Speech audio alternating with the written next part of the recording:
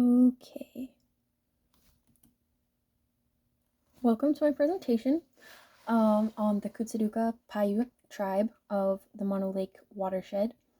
They're actually a band of the Paiute tribe. First, I wanted to include a link to a petition that you can sign to help the Kootzaduka'a gain federal recognition. We'll talk about the bill that was put into place for their recognition in this presentation and about how that will contribute to their water rights situation, which is somewhat non-existent at this point since they're not federally recognized, so that would be a great step in the right direction.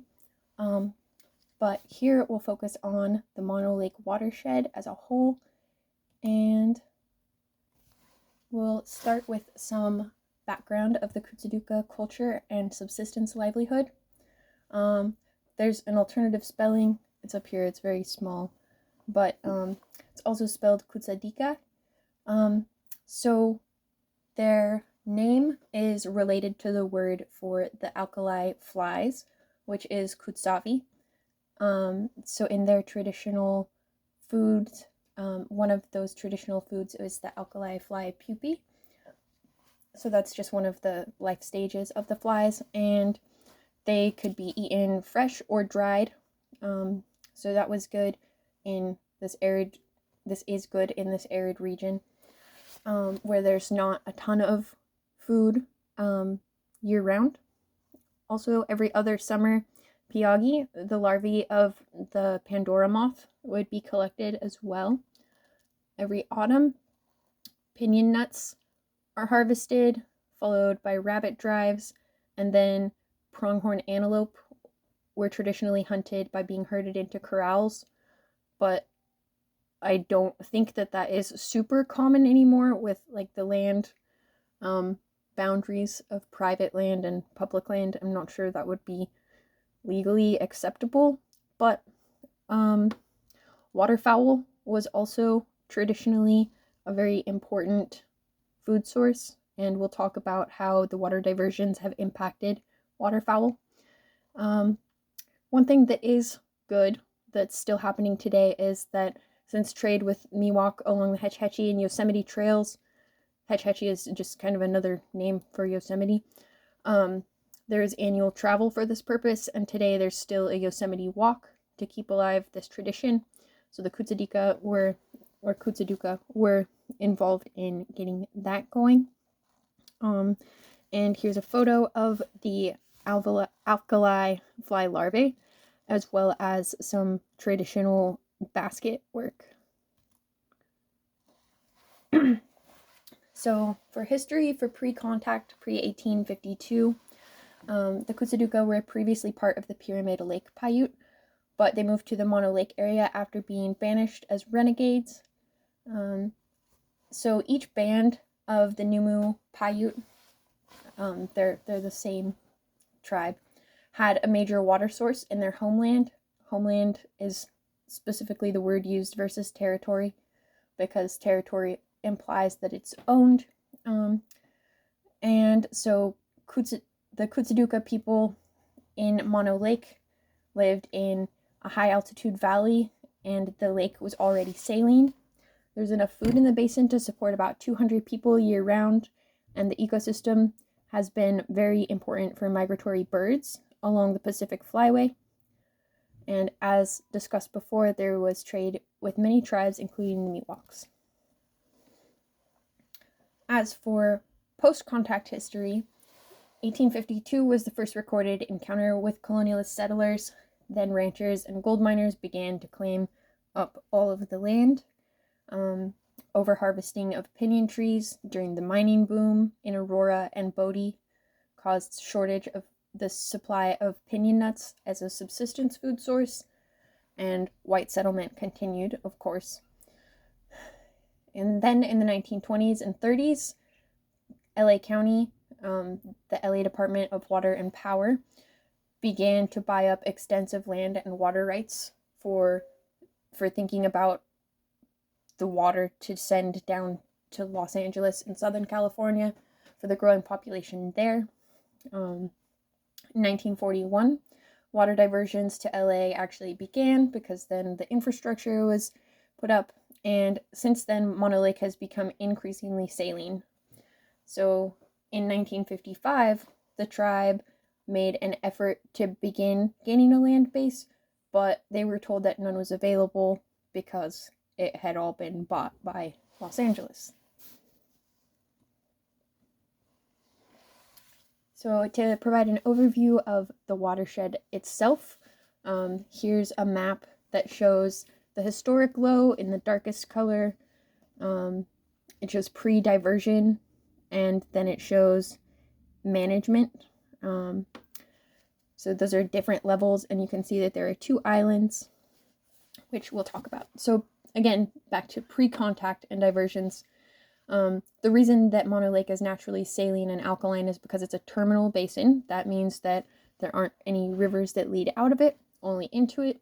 So there are 5 freshwater streams that go into a saltwater lake, and because salt doesn't evaporate, that's kind of the explanation for that.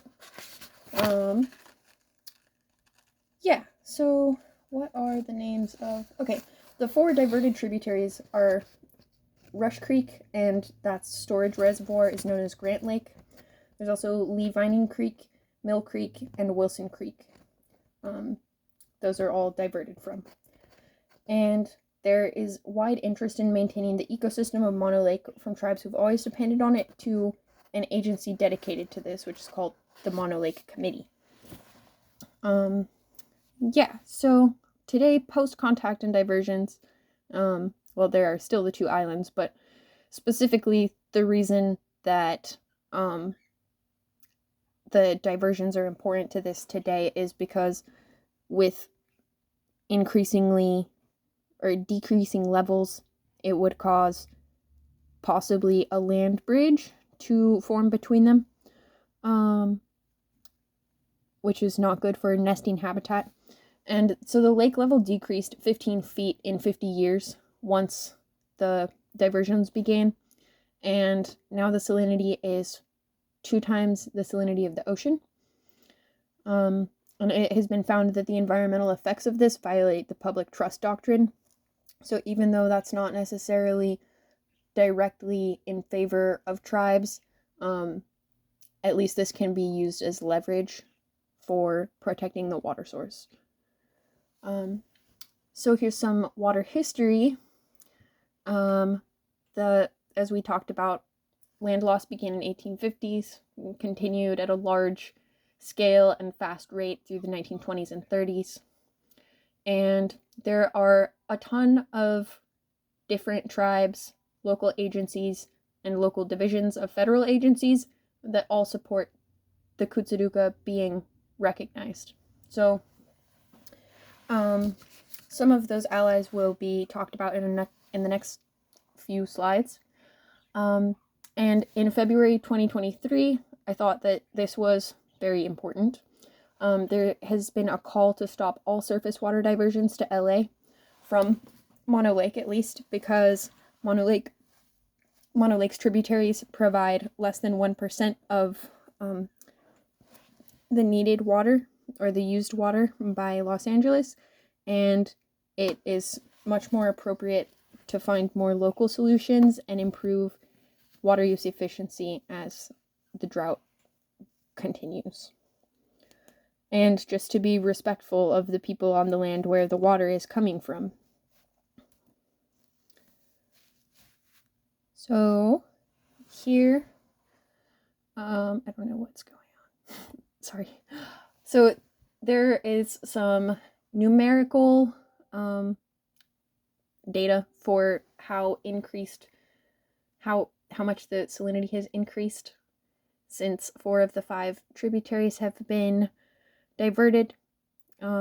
This increased salinity has meant no more ducks or geese, so there's connecting back to the waterfowl as a food source that we were talking about earlier.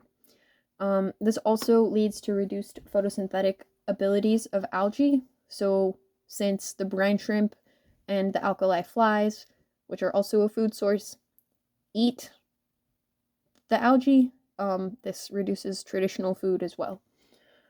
And 18,500 acres of land have been exposed in the shrinkage of the lake. And specifically, the impacts to the Kootzaduka'a peoples are that no land base has been available historically.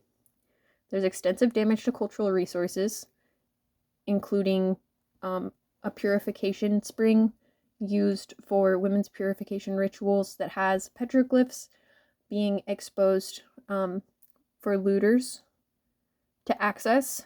And of course, traditional foods, especially the Kootzavi, have been impacted.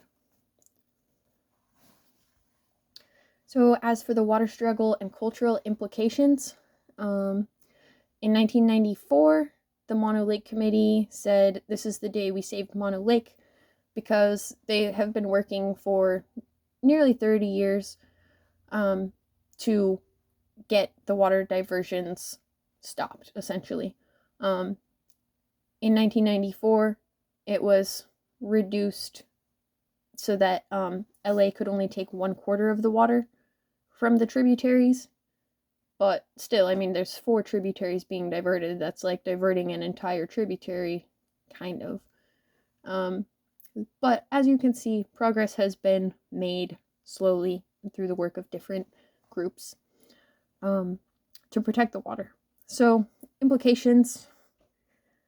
Hopefully, the salinization rate will level off. The subsistence livelihood and land has been impacted, but on the plus side, I guess, more partnerships have been forged through the struggle for recognition, as well as the struggle to protect water and the environment. So these are just some different allies. You can see a lot of different tribes listed down here, as federal recognition of the tribe through this act is supported by the Mono County Board of Supervisors, all 5 federally recognized tribes in Inyo County, and then it lists all of the non-federally recognized tribes as well. And more federally recognized. But, so, the Mono Lake Foundation Committee, who, if you look up, like, the struggle to protect Mono Lake, basically, that is who you'll find. They do support the federal recognition of this tribe, so that is something to be leveraged as well. And the local government, along with the local divisions of the Forest Service and National Park Service, all recognize the Kootzaduka'a as a political entity. So, of course, the environmental justice issues, there are a lot of them. Perhaps it could say that started in the 1920s and 30s,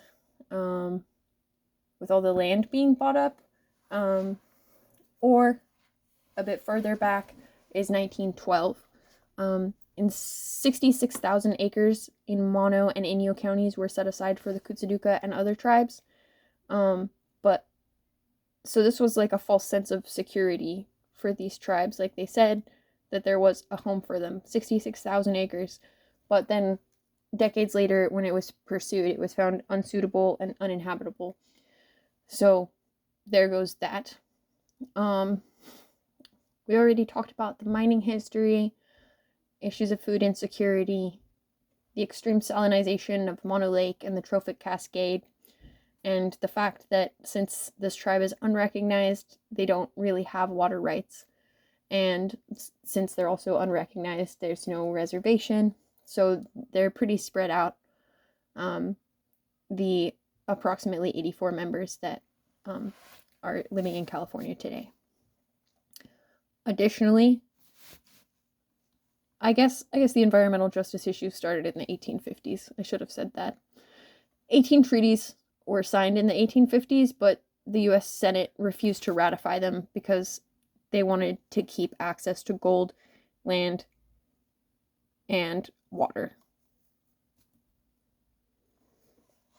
For legal and policy issues, of course, federal recognition. This has been pursued since the 1970s, so it's been 55 years. As we talked about, the extreme stream diversions to LA are in violation of the public trust doctrine.